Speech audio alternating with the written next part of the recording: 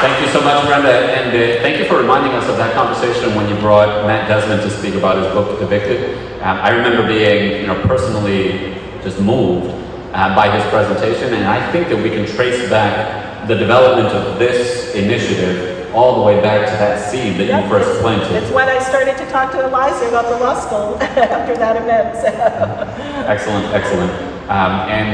While we're at it, we're really excited to provide this service to Providence residents, but there's no reason why this shouldn't be extended to every single Rhode Island resident, right? Because the need doesn't end at the city border, and perhaps this is a catalyst to get this initiative moving at the state level as well. So next, I'd like to welcome Samih Tundo. He's the interim director of Direct Action for Rights and Equality. Christopher? Check this first. Is that good? That's great. So my name is Samih Tundo. I'm the interim director at DARE now out of somewhat necessity, but I spent a decade as their housing organizer in what we call the Tenant Homeowner Association.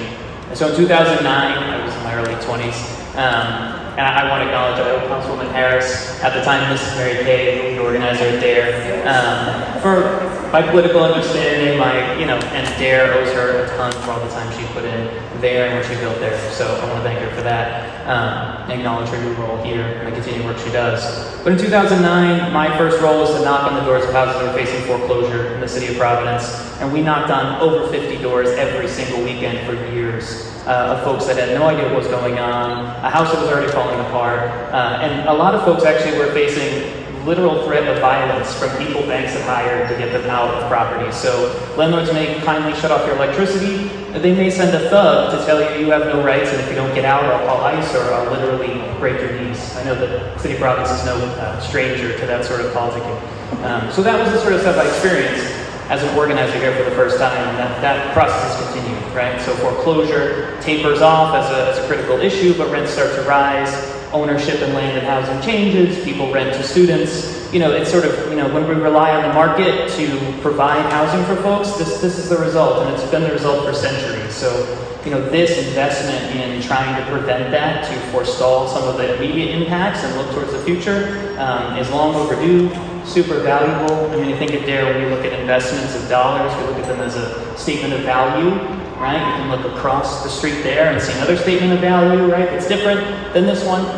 So I think it's important, and at DARE, we always try to say, what are those dollars for? Who are they for? Who are they going to benefit, right? In this case, all of these dollars, right, are actually benefiting the folks that need them most. The folks in the hallway at 6th District, the folks that we may knock on the door of. And at DARE, it's beyond individual cases of preventing eviction. The attorneys will be honest with you. Councilman LaFortune mentioned, or Steve mentioned, they buy them in a few weeks, right, to move into a new place or find another apartment in this terrible climate, right, which is very unlikely to happen. Those stopgap measures for us at DARE are a way to build up the power and the knowledge and the self-advocacy of tenants, so that there are no longer systems like this. There is no longer a question where a landlord can say, well, I just want to rent to JWU students, or I want more money and I know I can get it, so you're out in the street, right? That system is not tolerable, right? I think we know this, and I think we have to take these little steps towards a different system. And like my colleagues have mentioned, that system involves investing in actual housing that's actually affordable to the folks we're talking about, and is actually permanently affordable, and God forbid they might have some ownership in and generate wealth from.